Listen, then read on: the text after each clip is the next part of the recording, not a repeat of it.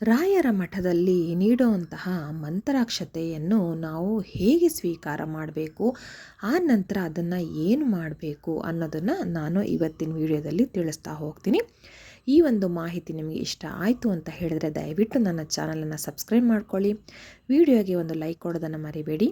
ಹಾಗೆ ಈ ಒಂದು ವಿಡಿಯೋ ನಿಮ್ಮ ಫ್ರೆಂಡ್ಸ್ ಅಥವಾ ಫ್ಯಾಮಿಲಿಗೆ ಅವಶ್ಯಕತೆ ಇದೆ ಅಂತ ಅನಿಸಿದ್ರೆ ದಯವಿಟ್ಟು ಅವರೊಟ್ಟಿಗೆ ಶೇರ್ ಮಾಡಿ. ಇವತ್ತು ರಾಯರ ವರ್ಧಂತಿ ಅಥವಾ ರಾಯರ ಜಯಂತಿ, ರಾಯರ ಹುಟ್ಟುಹಬ್ಬದ ದಿನ ಅಂತ ಹೇಳಲಾಗುತ್ತೆ, ಜನ್ಮ ವಾರ್ಷಿಕೋತ್ಸವ. ಇವತ್ತು ಸಾಮಾನ್ಯವಾಗಿ ಎಲ್ಲರೂ ಕೂಡ ರಾಯರ ಮಠಕ್ಕೆ ಹೋಗ್ತೀರಾ, ಅಲ್ಲಿ ಮಂತ್ರಾಕ್ಷತೆಯನ್ನು ಸ್ವೀಕರಿಸ್ತೀರಾ. ಇದು ಬಹಳ ಅಂದರೆ ಬಹಳ ಶ್ರೇಷ್ಠವಾಗಿರುವಂಥದ್ದು ಮಂತ್ರಾಕ್ಷತೆ ಅನ್ನೋದು. ಅದಕ್ಕೆ ಅದನ್ನು ಸುವರ್ಣ ಮಂತ್ರಾಕ್ಷತೆ ಅಂತ ಹೇಳ್ತಾರೆ. ಸುವರ್ಣ ಅಂತ ಹೇಳಿದ್ರೆ ಬಂಗಾರ ಅಂತ ಹೇಳಲಾಗುತ್ತೆ. ಹಾಗಾಗಿ ಸುವರ್ಣ ಮಂತ್ರಾಕ್ಷತೆ ಅಂತ ಹೇಳಿದ್ರೆ ಬಂಗಾರದ ಮಂತ್ರಾಕ್ಷತೆ ಅಷ್ಟು ಒಂದು ಪವಿತ್ರವಾದದ್ದು, ಅಷ್ಟು ಬೆಲೆ ಇರುವಂಥದ್ದು, ಅಷ್ಟು ಒಂದು ಶ್ರೇಷ್ಠವಾದದ್ದು ಅಂತ ಅರ್ಥ ಬರುತ್ತೆ. ಈ ಒಂದು ಮಂತ್ರಾಕ್ಷತೆಯನ್ನು ನೀವು ಸ್ವೀಕರಿಸಿರ್ತೀರಾ, ಅದನ್ನು ಮನೆಗೆ ತಂದು ಹೇಗೆ ಇಟ್ಕೊಳ್ಬೇಕು, ಏನೆಲ್ಲ ಮಾಡಬೇಕು, ಹಾಗೆ ಹೇಗೆ ಸ್ವೀಕರಿಸಬೇಕು ಅಂತ ಹೇಳ್ತೀನಿ.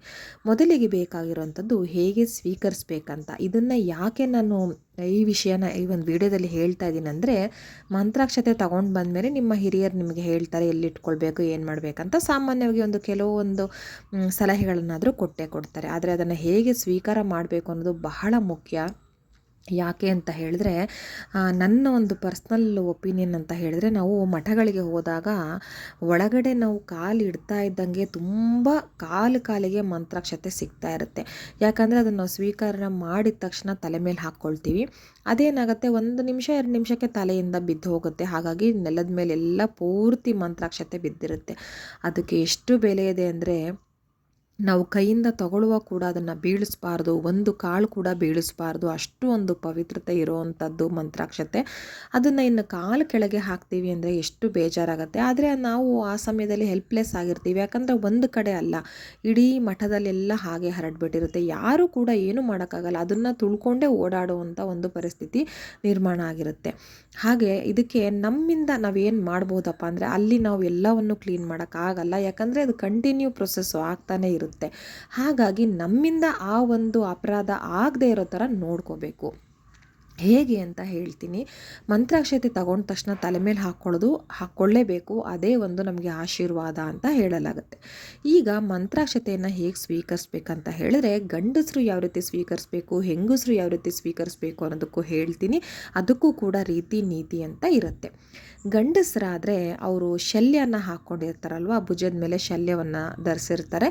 ಅದನ್ನು ತೆಗೆದು ಕೈಯಲ್ಲಿ ಹಿಡ್ಕೊಂಡು ಅದರಲ್ಲಿ ಮಂತ್ರಾಕ್ಷತೆಯನ್ನು ಹಾಕ್ಸ್ಕೋಬೇಕಾಗತ್ತೆ.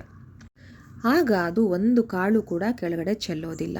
ಇನ್ನು ಹೆಂಗಸರು ಆದವರು, ಅವರು ತಮ್ಮ ಸೆರಗಿನ ತುದಿ ಏನಿರುತ್ತಲ್ವ, ಅದನ್ನು ತಮ್ಮ ಬಲಭಾಗಕ್ಕೆ ಮಾಡಿಕೊಂಡು ಸೆರಗಿನ ತುದಿನಲ್ಲಿ ಮಂತ್ರಾಕ್ಷತೆಯನ್ನು ಇಸ್ಕೊಳ್ಬೇಕಾಗತ್ತೆ. ಆಗ ಅಲ್ಲೂ ಕೂಡ ಒಂದು ಕಾಳು ನೆಲಕ್ಕೆ ಬೀಳೋದಿಲ್ಲ. ಅದು ಶ್ರೇಷ್ಠತೆ ಅಂತ ಹೇಳಲಾಗುತ್ತೆ. ಇನ್ನು ಸೆರಗಲ್ಲೇ ಯಾಕೆ ಅಂದರೆ, ಸೆರಗಿನ ತುದಿನಲ್ಲಿ ಯಾಕೆ ಅಂತ ಅದಕ್ಕೂ ಕೂಡ ಬಹಳಷ್ಟು ವಿಷಯಗಳಿದೆ. ಅದನ್ನು ಮತ್ತೊಮ್ಮೆ ಇನ್ನೊಂದು ವಿಡಿಯೋದಲ್ಲಿ ಹೇಳ್ತೀನಿ. ಸೆರಗಿನ ತುದಿಗೆ ಬಹಳ ಒಂದು ಶ್ರೇಷ್ಠತೆ, ವಿಶೇಷತೆ ಕೂಡ ಇರುತ್ತೆ, ಒಂದು ಶಕ್ತಿ ಕೂಡ ಇರುತ್ತೆ. ಓಕೆನಾ? ಈಗ ಇದ್ರ ಪ್ರಕಾರ ಹೇಳ್ತಾ ಹೋಗ್ತೀನಿ. ಸೆರಗಿನ ತುದಿನಲ್ಲಿ ಮಂತ್ರಾಕ್ಷತೆಯನ್ನು ಇಸ್ಕೊಳ್ಬೇಕಾಗತ್ತೆ. ಆಗ ಒಂದು ಕಾಳು ಕೂಡ ಕೆಳಗಡೆ ಬೀಳೋದಿಲ್ಲ. ಅದನ್ನು ನಂತರ ಏನು ಮಾಡಬೇಕು ಅಂತ ಹೇಳಿದ್ರೆ, ಪುಟ್ಟ ಮಕ್ಕಳಾದರೆ ಖಂಡಿತ ಅವ್ರ ಕೈಯಲ್ಲಿ ಇಸ್ಕೊಳ್ಳೋಕ್ಕೆ ಬಿಡಬೇಡಿ. ಯಾಕಂದರೆ ಅವ್ರಿಗೆ ಗೊತ್ತಾಗಲ್ಲ, ತಿಳುವಳಿಕೆ ಇರೋದಿಲ್ಲ. ತಿಳುವಳಿಕೆ ಇರೋವಂಥವ್ರೆ ಕೆಳಗಡೆ ಬೀಳಿಸಿರ್ತೀವಿ, ಕೆಳಗಡೆ ಬೀಳುತ್ತೆ, ತುಳಿತೀವಿ ಅಂತ ಗೊತ್ತಿದ್ರು ಕೂಡ ಇನ್ನು ಪುಟ್ಟ ಮಕ್ಕಳಿಗೆ ಅದರದ್ದು ಅರಿವು ಇರೋದಿಲ್ಲ. ಹಾಗಾಗಿ ಇನ್ನೂ ಅವ್ರ ಕೈಯಲ್ಲೇ, ನೀವು ಗುರುಗಳ ಕೈಯಲ್ಲೇ ತಗೊಳ್ಬೇಕು ಅಂತ ಇದ್ದರೆ ಮಕ್ಕಳು, ಅವರ ಕೈಯನ್ನು ನೀವು ಹಿಡ್ಕೊಂಡು ಅವ್ರ ಕೈಲಿ ಇಸ್ಕೊಳ್ಳಿ. ಓಕೆನಾ? ಈಗ ನೀವೇನು ಶಲ್ಯದಲ್ಲಿ ತಗೊಂಡಿರ್ತೀರಾ ಅಥವಾ ಸೆರಗಿನ ತುದಿನಲ್ಲಿ ಇಟ್ಕೊಂಡಿರ್ತೀರಾ, ಈಗ ನೀವು ಶಲ್ಯ ಹಾಕ್ಕೊಂಡು ಹೋಗಿಲ್ಲ, ಶರ್ಟು ಪ್ಯಾಂಟ್ ಮಾತ್ರ ಹಾಕ್ಕೊಂಡು ಹೋಗಿರ್ತೀರಾ ಅಂತ ಹೇಳಿದ್ರೆ, ನಿಮ್ಮ ಹತ್ರ ಕರ್ಚೀಫ್ ಇದ್ದೇ ಇರುತ್ತೆ. ನೀವು ಮಠಕ್ಕೆ ಹೋಗ್ತೀರಾ ಅಂತ ಹೇಗೂ ಗೊತ್ತಿರುತ್ತೆ. ಒಂದು ಸ್ವಚ್ಛವಾಗಿರೋ ಒಂದು ಕರ್ಚೀಫ್ನ ಇಟ್ಕೊಂಡು ಆ ಒಂದು ಕರ್ಚೀಫ್ನಲ್ಲಾದರೂ ಇಸ್ಕೊಳ್ಳಿ. ಇನ್ನು ಹೆಣ್ಮಕ್ಳು ಸೀರೆ ಉಟ್ಕೊಂಡು ಹೋಗಿಲ್ಲ ಅಂತ ಹೇಳಿದ್ರೆ, ವೇಲ್ ಇರೋವಂಥ ಡ್ರೆಸ್ಗಳನ್ನಾದರೂ, ಅಂದರೆ ದುಪ್ಪಟ ಇರೋವಂಥ ಡ್ರೆಸ್ಸನ್ನಾದರೂ ಹಾಕ್ಕೊಳ್ಳಿ. ಆ ಒಂದು ದುಪ್ಪಟ ಅಥವಾ ವೇಲಿನ ಒಂದು ತುದಿಗಾದರೂ ನೀವು ಮಂತ್ರಾಕ್ಷತೆಯನ್ನು ಇಸ್ಕೊಳ್ಳಿ. ಓಕೆನಾ? ನಿಮ್ಗದು ಯಾವುದು ಆಗಲಿಲ್ಲ ಅಂತ ಹೇಳಿದ್ರೆ ಅಲ್ಲೇ ಒಂದು ಪೌಚ್ ಥರ, ಪೇಪರ್ ಪೌಚ್ ಥರ ಇಟ್ಟಿರ್ತಾರೆ, ಇಲ್ಲ ಒಂದು ಪೇಪರ್ ಪೀಸ್ ಇಟ್ಟಿರ್ತಾರೆ, ಅದರಲ್ಲಿ ಹಾಕಿಸ್ಕೊಳ್ಳಿ. ಆದರೆ ನೀವು ಕರೆಕ್ಟಾಗಿ ಸಾಂಪ್ರದಾಯಿಕವಾಗಿ ಒಂದು ಮಂತ್ರಾಕ್ಷತೆ ಇಸ್ಕೊಳ್ಳೋ ಒಂದು ರೀತಿ ಅಂತ ಹೇಳಿದ್ರೆ ಶಲ್ಯದ ತುದಿ ಅಥವಾ ಸೀರೆ ಸೆರಗಿನ ತುದಿ. ನೀವು ಮಂತ್ರಾಕ್ಷತೆಯನ್ನು ಸ್ವೀಕಾರ ಮಾಡಿದ ನಂತರ ಅಲ್ಲಿ ಗುರುಗಳಿದ್ರೆ ಅವರಿಗೆ ನಮಸ್ಕಾರ ಮಾಡಿ, ಹಾಗೆ ಗುರು ರಾಘವೇಂದ್ರ ಸ್ವಾಮಿಗಳಿಗೆ ನಮಸ್ಕರಿಸಿ, ಆ ನಂತರ ಅದರಲ್ಲಿ ಒಂದು 2 ಕಾಳನ್ನು ತೆಗೆದು ನಿಮ್ಮ ತಲೆ ಮೇಲೆ ಹಾಕ್ಕೊಳ್ಳಿ. ನೀವು ಎಷ್ಟು ಹಾಕ್ಕೊಂಡ್ರೂ ಶ್ರೇಷ್ಠನೇ, ಆದರೆ ಆ ತಲೆ ಮೇಲೆ ನಿಲ್ಲೋದಿಲ್ಲ. ನಾನು ಆಗಲೇ ಹೇಳ್ದಂಗೆ ಕೆಳಗಡೆ ಬಿದ್ದು ಹೋಗುತ್ತೆ, ಮತ್ತು ಇನ್ನೂ ನಾವು ಅಪರಾಧ ಮಾಡ್ದಂಗೆ ಆಗುತ್ತೆ. ಖಂಡಿತ ಆ ಒಂದು ತಪ್ಪನ್ನು ನಮ್ಮಿಂದ ಆಗೋದನ್ನು ಅವಾಯ್ಡ್ ಮಾಡ್ತಾ ಹೋಗೋಣ ಅಲ್ವಾ. ಹಾಗಾಗಿ ಹಾಕ್ಕೊಳ್ಳೇಬೇಕು, ತಲೆ ಮೇಲೆ ಹಾಕ್ಕೊಂಡ್ರೆ ಶ್ರೇಷ್ಠ. ಹಾಗೆ ಗುರುಗಳ ಆಶೀರ್ವಾದ ನಮಗೆ ಸಿಗಬೇಕಂತ ಹೇಳಿದ್ರೆ ನಾವು ನಮ್ಮ ನೆತ್ತಿಗೆ, ನಮ್ಮ ತಲೆಗೆ ಮಂತ್ರಾಕ್ಷತೆಯನ್ನು ಸ್ಪರ್ಶ ಮಾಡಿಸ್ಲೇಬೇಕು, ಹಾಕ್ಕೊಳ್ಳೇಬೇಕು, ಇಟ್ಕೊಳ್ಳೇಬೇಕು. ಹಾಗಾಗಿ ಹೆಂಗಸರಾಗಲಿ ಗಂಡಸರಾಗಲಿ ಅಥವಾ ನೀವು ಮಕ್ಕಳಿಗೆ ಹಾಕೋದಾದರೂ ಕೂಡ 2 ಅಕ್ಷತೆ ಕಾಳು ಸಾಕಾಗುತ್ತೆ. ಗಂಡಸರಾದರೆ ಅವ್ರ ತಲೆ ನೆತ್ತಿ ಮೇಲೆ ಇಟ್ಕೊಳ್ಳಿ, ಹೆಂಗಸರು ತಮ್ಮ ಜಡೆ ಅಥವಾ ಜುಟ್ಟು ಏನು ಹಾಕ್ಕೊಳ್ತೀವಲ್ವ ಅಲ್ಲಿ 2 ಕಾಳನ್ನು ಇಟ್ಕೊಳ್ಳಿ, ಆಯಿತಾ. ಹಾಗೆ 2 ಕಾಳನ್ನು ಬಾಯಿಗೆ ಕೂಡ ಹಾಕ್ಕೊಳ್ಳಿ. ಗಂಡಸರು ಹೆಂಗಸರು ಮಕ್ಕಳು ಯಾರೇ ಆದರೂ ಕೂಡ ಬಾಯಿಗೆ ಹಾಕ್ಕೊಳ್ಳಿ. ಹಾಗೆ ಇನ್ನು ಇಸ್ಕೊಳ್ಳೋ ರೀತಿನ ಹೇಳಾಯಿತು ನಾನು. ಆಮೇಲೆ ನಮಸ್ಕಾರ ಎಲ್ಲ ಮಾಡಿ ಮನೆಗೆ ಬರ್ತೀರಾ. ಸ್ವಲ್ಪ ಅವ್ರ ಹತ್ರ ರಿಕ್ವೆಸ್ಟ್ ಮಾಡಿಕೊಂಡು ಸ್ವಲ್ಪ ಜಾಸ್ತಿನೇ ಮಂತ್ರಾಕ್ಷತೆ ಇಸ್ಕೊಳ್ಳಿ. ಅದನ್ನು ಏನು ಮಾಡಬೇಕಂತ ಹೇಳ್ತೀನಿ. ಮನೆಗೆ ತಂದ ನಂತರ ನೀವೆಲ್ಲೋ ಒಂದು ಊಟದ ಟೇಬಲ್ ಮೇಲೋ ಅಥವಾ ಕೂತ್ಕೊಳ್ಳೋ ಚೇರ್ ಮೇಲೋ ಎಲ್ಲಂದರೆ ಎಲ್ಲಿ ಇಟ್ಬಿಡಬೇಡಿ. ಖಂಡಿತ ಸ್ವಲ್ಪ ಒಂದು ಸ್ವಚ್ಛವಾಗಿರೋ ಜಾಗದಲ್ಲಿ ಇಡಿ. ಆ ನಂತರ ಸ್ವಲ್ಪ ಹೊತ್ತು ಬಿಟ್ಟು ಕೈಕಾಲನ್ನ ತೊಳಿರಿ. ತಕ್ಷಣ ತೊಳಿಬಾರ್ದು. ದೇವಸ್ಥಾನ ಮಠಗಳಿಗೆ ಅಥವಾ ಒಂದು ಪುಣ್ಯಕ್ಷೇತ್ರಗಳಿಗೆ ಹೋಗಿ ಬಂದವರು ತಕ್ಷಣ ತಮ್ಮ ಕೈಕಾಲು ಮುಖವನ್ನು ತೊಳಿಬಾರ್ದು. ವಿಶೇಷವಾಗಿ ಕಾಲನ್ನಂತೂ ತೊಳಿಬಾರ್ದು. ಸ್ವಲ್ಪ ಹೊತ್ತು ಬಿಟ್ಟು, ಸ್ವಲ್ಪ ಹೊತ್ತು ಕೂತ್ಕೊಂಡು ನೀರು ಕುಡ್ದೋ ಇಲ್ಲ ಒಂದು ಕಾಫಿ ಕುಡ್ದೋ ಏನೋ ಒಂದು, ಆನಂತರ ನೀವು ಆ ಒಂದು ಸ್ವಚ್ಛವಾದ ಜಾಗದಲ್ಲಿ ಮಂತ್ರಾಕ್ಷತೆ ಏನು ಇಟ್ಟಿರ್ತೀರ ಆ ಒಂದು ಮಂತ್ರಾಕ್ಷತೆನ ತಗೊಳ್ಳಿ. ಸ್ವಲ್ಪ ಜಾಸ್ತಿ ಇಸ್ಕೊಂಡು ಬನ್ನಿ, ಕೇಳಿ, ಓಕೆನಾ. ಆ ಒಂದು ಮಂತ್ರಾಕ್ಷತೆನ 3 ಭಾಗ ಮಾಡ್ಕೊಳ್ಳಿ. ಇದು ನಾನು ಹೇಳ್ತಿರೋದು ಜಾಸ್ತಿ ಕ್ವಾಂಟಿಟಿ ನೀವು ತೊಗೊಂಡು ಬಂದಿದ್ದರೆ, ಆಯಿತಾ. ಇಲ್ಲ ಅಂತಂದರೆ ನಾನು ಅದಾಮೇಲೆ ಹೇಳ್ತೀನಿ, ಓಕೆನಾ. 3 ಭಾಗಗಳನ್ನಾಗಿ ಮಾಡಿ. ಒಂದು ಭಾಗವನ್ನು ನೀವೊಂದು ಪೇಪರಲ್ಲಿ ಕಟ್ಟಿಡ್ತಿರೋ ಅಥವಾ ಒಂದು ಪುಟ್ಟು ಸ್ಟೀಲ್ ಡಬ್ಬಿನಲ್ಲಿ ಹಾಕಿಡ್ತಿರೋ ನೋಡಿ, ದೇವ್ರ ಕೋಣೆಯಲ್ಲಿ ಒಂದು ಜಾಗದಲ್ಲಿ ಸೇಫಾಗಿ ಎತ್ತಿಟ್ಬಿಡಿ, ಓಕೆನಾ. ಅದಕ್ಕೆ ಪೂಜೆ ಮಾಡೋದು ಮತ್ತೆ ಎಲ್ಲ ಏನೂ ಅವಶ್ಯಕತೆ ಇರೋದಿಲ್ಲ. ಹಾಗೆ ಅದನ್ನು ಎತ್ತಿ ಇಟ್ಬಿಡಿ ದೇವ್ರ ಕೋಣೆಯಲ್ಲಿ. ಅಂದರೆ ಸಾಮಾನ್ಯವಾಗಿ ಯಾರ ಕೈಗೂ ಸಿಗದೇ ಇರೋ ರೀತಿ, ಅಂದರೆ ದಿನನಿತ್ಯ ನೀವು ಊದಿನ ಕಡ್ಡಿ ತಗೊಳ್ಳೋದಕ್ಕಾಗಲಿ ಕರ್ಪೂರ ತಗೊಳ್ಳೋದಕ್ಕಾಗಲಿ ನೀವು ಕೈ ಅಲ್ಲಿ ಇಲ್ಲಿ ಹಾಕ್ತಾ ಇರ್ತೀರಲ್ವ ದೇವ್ರ ಕೋಣೆಯಲ್ಲಿ, ಅಲ್ಲಿ ಇಡಬೇಡಿ. ಅದರಿಂದನೂ ಎತ್ತರ ಅಥವಾ ದೂರದಲ್ಲಿ ಸಪ್ರೇಟಾಗಿ ಇಟ್ಬಿಡಿ. ದಿನನಿತ್ಯ ಮುಟ್ಟೋ ಥರ ಬೇಡ, ಸಪ್ರೇಟಾಗಿ ಇಟ್ಬಿಡಿ, ಓಕೆನಾ. ಇನ್ನೊಂದು ಸ್ವಲ್ಪ ಭಾಗವನ್ನು ಒಂದು ಓಪನ್ ಬೌಲ್ ಅಂದರೆ ಈಗ ನಾವು ಅರಿಶಿನ ಕುಂಕುಮ ಎಲ್ಲ ಇಟ್ಕೊಳ್ತೀವಲ್ವ, ಆ ರೀತಿ ಒಂದು ಪುಟ್ಟು ಬೋಗುಣಿ ಥರ ಏನು ಬರುತ್ತಲ್ವ ಅದರಲ್ಲಿ ಹಾಕಿಟ್ಕೊಳ್ಳಿ. ಅದು ಬೆಳ್ಳಿದಾಗಲಿ ಮಣ್ಣಿಂದಾಗಲಿ ಅಥವಾ ಹಿತ್ತಾಳೆದಾಗಲಿ ಪಂಚಲೋಹದ್ದಾಗಲಿ ತಾಮ್ರದ್ದಾಗಲಿ ಸ್ಟೀಲ್ ಒಂದು ಬಿಟ್ಟು ಇನ್ಯಾವುದ್ರಲ್ಲಾದರೂ ಹಾಕಿಟ್ಕೊಳ್ಳಿ. ಅದನ್ನು ನೀವು ದಿನನಿತ್ಯ ಪೂಜೆ ಮಾಡಬೇಕಾಗತ್ತೆ. ಇನ್ನು ನಾನು ಆಗಲೇ ಹೇಳಿದ್ದು ಒಂದು ಪೇಪರ್ನಲ್ಲಿ ಕಟ್ಟಿಡ್ತಿರೋ ಅಥವಾ ಪುಟ್ಟು ಸ್ಟೀಲ್ ಡಬ್ಬಿನಲ್ಲಿ ಹಾಕಿಡ್ತಿರೋ ಅಂತ ಹೇಳಿದ್ನಲ್ಲ, ಅದನ್ನು ಏನು ಮಾಡಬೇಕಂತ ನಾನು ಹೇಳ್ತೀನಿ. ಈ ಒಂದು ಇದನ್ನು ನೀವು ದಿನನಿತ್ಯ ಪೂಜೆ ಮಾಡಬೇಕಾಗತ್ತೆ. ಯಾವುದು ಒಂದು ಪುಟ್ಟು ಬೌಲಲ್ಲಿ ಹಾಕಿಟ್ಕೊಳ್ಳಿ ಅಂತ ಹೇಳಿದ್ನಲ್ಲ ಅದನ್ನು, ಅದು ಓಪನ್ನೇ ಇರಬೇಕಾಗುತ್ತೆ. ಅದನ್ನು ನೀವು ಪ್ರತಿನಿತ್ಯ ಪ್ರತಿನಿತ್ಯ ಪೂಜೆ ಮಾಡಬೇಕಾಗತ್ತೆ. ಆ ಒಂದು ಮಂತ್ರಾಕ್ಷತೆಗೆ ನೀವು ಅರಿಶಿನ ಕುಂಕುಮ ಏನೂ ಹಾಕೋ ಅವಶ್ಯಕತೆ ಇಲ್ಲ. ಅಷ್ಟು ಶ್ರೇಷ್ಠವಾದದ್ದು. ಯಾಕೆ ಗೊತ್ತಾ, ನಾವೇನೇ ಒಂದು ಪೂಜೆ ಮಾಡಬೇಕಾದ್ರೂ ಅರಿಶಿನ ಕುಂಕುಮ ಅಕ್ಷತೆಯನ್ನು ಹಾಕ್ತೀವಿ. ಅದೇ ಅಕ್ಷತೆಗೆ ನಾವು ಪೂಜೆ ಮಾಡ್ತೀವಿ ಅಂದರೆ ಇನ್ನೆಷ್ಟು ಅದಕ್ಕೆ ಶಕ್ತಿ ಇರುತ್ತೆ, ಎಷ್ಟು ಪಾವಿತ್ರತೆಯನ್ನು ಹೊಂದಿರುತ್ತೆ ಅಲ್ವಾ. ಹಾಗಾಗಿ ಆ ಒಂದು ಮಂತ್ರಾಕ್ಷತೆಯನ್ನು ಒಂದು ಪುಟ್ಟು ಬೌಲಲ್ಲಿ ಓಪನ್ ಆಗಿ ಹಾಗೆ ಇಡಿ. ನೀವು ಪೂಜೆ ದಿನನಿತ್ಯ ಮಾಡೋ ಹೊತ್ತಿನಲ್ಲಿ ತುಳಸಿ ನಿಮಗೆ ಸಿಕ್ತು ಅಂತ ಹೇಳಿದ್ರೆ ತುಳಸಿನ ಅದ್ರ ಮೇಲೆ ಇಟ್ಟು ಆ ನಂತರ ನೀವು ಪೂಜೆಯನ್ನು ಮಾಡಬೇಕಾಗತ್ತೆ. ದೇವ್ರ ಪೂಜೆ ಎಲ್ಲ ಹೇಗೆ ಮಾಡ್ತೀರಾ ಆ ರೀತಿ ಊದಿನ ಕಡ್ಡಿಯಿಂದ ಪೂಜೆ ಮಾಡಿ, ಧೂಪ ದೀಪಗಳನ್ನೆಲ್ಲ ತೋರಿಸಿ ಪ್ರತಿನಿತ್ಯ ಪೂಜೆ ಮಾಡಿ. ಹೀಗೆಲ್ಲ ಒಂದು ಪೂಜೆ ಮಾಡೋದ್ರಿಂದ ನಿಜವಾಗ್ಲೂ ಹೇಳ್ತೀನಿ, ನಿಮಗೆ ಏನೇ ಒಂದು ನೆಗೆಟಿವ್ ಫೀಲಿಂಗ್ಸ್ ಬರ್ತಾ ಇರುತ್ತೆ ನೋಡಿ, ನೆಗೆಟಿವ್ ಎನರ್ಜಿ ಬೇರೆ, ನೆಗೆಟಿವ್ ಥಾಟ್ಸ್ ಬರ್ತಿರುತ್ತೆ ಮೈಂಡಲ್ಲಿ, ಅಯ್ಯೋ ಹಿಂಗಾಗ್ಬಿಡುತ್ತೇನೋ ಹಂಗಾಗ್ಬಿಡುತ್ತೇನೋ ಅಂತ. ಅದೆಲ್ಲವೂ ಖಂಡಿತ ನಮ್ಮ ಮೈಂಡಿಂದ ನಮಗೆ ಗೊತ್ತಿಲ್ಲದೆ ಹೋಗುತ್ತೆ, ಗೊತ್ತಾ. ನಿಜವಾಗ್ಲೂ ಹೌದು. ಹಾಗೆ ನಮ್ಮ ಮನೆಗೆ ಏನಾದರೂ ಒಂದು ನೆಗೆಟಿವ್ ಎನರ್ಜಿ ಎಂಟ್ರಾಗ್ತಿರುತ್ತೆ ಅಂತ ಅನ್ಸಿದ್ರೆ, ಏನೋ ಒಂದು ಕೆಟ್ಟ ಶಕ್ತಿಗಳು, ದುಷ್ಟಶಕ್ತಿಗಳು ಅವೆಲ್ಲವೂ ಕೂಡ ತಡೆ ಹಿಡಿಯುತ್ತೆ, ಮನೆಯ ಹೊಸಲಿನ ದಾಟಿ ಒಳಗಡೆ ಬರೋದಕ್ಕೆ ಬಿಡೋದಿಲ್ಲ. ಹಾಗೆ ಯಾವುದೇ ಒಂದು ಮಾಟ ಮಂತ್ರ ಮಾಡಿಸಿರ್ತಾರೆ ನಿಮ್ಮ ಹೆಸರು ಮೇಲೆ ಅದು ಇದು ಅಂತ ಹೇಳಿದ್ರೆ, ಅದು ಕೂಡ ಶಕ್ತಿನೇ ಇರೋದಿಲ್ಲ. ಆ ಒಂದು ಶಕ್ತಿನ ಕೂಡ ಈ ಒಂದು ಮಂತ್ರಾಕ್ಷತೆ ಕಳೆಯುತ್ತೆ. ಆಯಿತಾ? ಈ ರೀತಿ ಇದನ್ನು ದಿನನಿತ್ಯ ಪೂಜೆ ಮಾಡಿ, ಬೆಳಗ್ಗೆ ಆಗಿಲ್ಲ ಅಂದರೂ ಕೂಡ ಸಂಜೆ ದೇವ್ರ ದೀಪ ಹಚ್ಚಿದ ನಂತರ ಪೂಜೆ ಮಾಡಿ. ಇನ್ನು ಮನೆಯ ಗೃಹಿಣಿ ಆದವಳು ಮುಟ್ಟಾದ ದಿನಗಳಲ್ಲಿ ಅದನ್ನು ಮುಟ್ಟೋದಿಲ್ಲ, ಪೂಜೆ ಮಾಡೋದಿಲ್ಲ. ಇದು ಸರ್ವೇ ಸಾಮಾನ್ಯ. ಅಂತಹ ಸಮಯದಲ್ಲಿ ಮನೆಯ ಗಂಡು ಮಕ್ಕಳೇನಿರ್ತಾರಲ್ವ, ಅವರು ಆ ಒಂದು ಪೂಜೆನ ಮುಂದುವರಿಸಬಹುದು.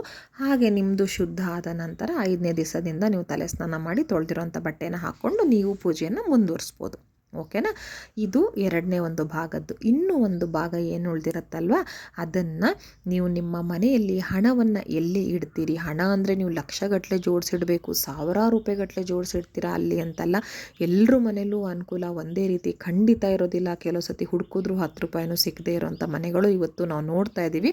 ಯಾಕಂದರೆ ಅಂತಹ ಪರಿಸ್ಥಿತಿಗಳಿರುತ್ತೆ. ಮಕ್ಕಳನ್ನ ಓದಿಸ್ತಾ ಇರ್ತಾರೆ, ವಯಸ್ಸಾಗಿರೋರು ನೋಡ್ಕೊಳ್ತಾ ಇರ್ತಾರೆ, ಸಾಲ ಸೋಲುಗಳನ್ನು ಮಾಡಿರ್ತಾರೆ. ಹಾಗಾಗಿ ಇವೆಲ್ಲವೂ ಸಮಸ್ಯೆ ಕಮ್ಮಿ ಆಗಬೇಕಂತ ಹೇಳಿದರೆ, ನಾನು ಹೇಳಿದ್ದು ಒಂದು 50 ರೂಪಾಯಿನೋ ಒಂದು 11 ರೂಪಾಯಿನೋ ನೀವು ಬೀರಿನಲ್ಲೋ ಅಥವಾ ನಿಮ್ಮ ವಾರ್ಡ್ರೋಬಲ್ಲೋ ಅಥವಾ ಯಾವುದಾದ್ರು ಒಂದು ಸ್ಥಳದಲ್ಲಿ ಒಂದು ಡಬ್ಬಿನಲ್ಲಿ ದುಡ್ಡು ಹಾಕಿಡಿ. ಆ ನಂತರ ಆ ಒಂದು ಜಾಗದಲ್ಲಿ ಈ ಒಂದು ಮಂತ್ರಾಕ್ಷತೆಯನ್ನು ಸ್ವಲ್ಪ ಹಾಕಿಡಿ. ಇದು ಮಾತ್ರ ಖಂಡಿತ ಮರಿಬೇಡಿ. ಇದು ತುಂಬ ಅಂದರೆ ತುಂಬ ಮುಖ್ಯವಾದದ್ದು. ದುಡ್ಡು ಇಡುವಂಥ ಜಾಗದಲ್ಲಿ ನೀವು ಇಟ್ಕೋಬೇಕಾಗತ್ತೆ. ನೀವು ದುಡ್ಡು ಇಡೋಕ್ಕೆ ಸಪ್ರೇಟ್ ಜಾಗ ಅಂತ ಇಲ್ಲ ಅಂತ ಹೇಳಿದ್ರೆ, ನಾನು ಹೇಳ್ದಂಗೆ ಒಂದು ಡಬ್ಬಿನಲ್ಲಿ ಹಾಕಿಡಿ. ಸ್ಟೀಲ್ ಡಬ್ಬಿ ಆದರೂ ಪರವಾಗಿಲ್ಲ. ಒಂದು 11 ರೂಪಾಯಿ, ಒಂದು 50 ರೂಪಾಯಿ, ಒಂದು 100 ರೂಪಾಯಿ ಎಷ್ಟಾಗುತ್ತೆ, ಅಥವಾ ಏನಿಲ್ಲ ಅಂದರೆ ಸ್ವಲ್ಪ ಚಿಲ್ಲರೆಗಳು ಕೂಡ ಹಾಕಿಟ್ಕೊಳ್ಬೋದು. ಅದರ ಜೊತೆ ಈ ಒಂದು ಮಂತ್ರಾಕ್ಷತೆಯನ್ನು ಹಾಕಿಡಿ. ಹಾಗೆ ಅದಕ್ಕೂ ಕೂಡ ಪ್ರತಿನಿತ್ಯ ಪೂಜೆಯನ್ನು ಮಾಡಿ, ದೇವ್ರ ಮನೇಲಿ ಏನು ಪೂಜೆ ಮಾಡ್ತಿರ್ತೀರಲ್ವ ಅದೇ ರೀತಿ ಅದಕ್ಕೂ ಕೂಡ ಪೂಜೆ ಮಾಡಿ. ಇನ್ನು ಪ್ರತಿದಿನ ಆಗಿಲ್ಲ ಅಂತ ಹೇಳಿದ್ರೆ ಶುಕ್ರವಾರದ ಸಂಜೆ, ಗುರುವಾರದ ಸಂಜೆ, ಭಾನುವಾರದ ಸಂಜೆ ಅದಕ್ಕೆ ಪೂಜೆಯನ್ನು ಮಾಡಿ. ಗುರುವಾರ, ಶುಕ್ರವಾರ ಹಾಗೆ ಭಾನುವಾರ ತಪ್ಪದೆ ಪೂಜೆಯನ್ನು ಮಾಡಿ.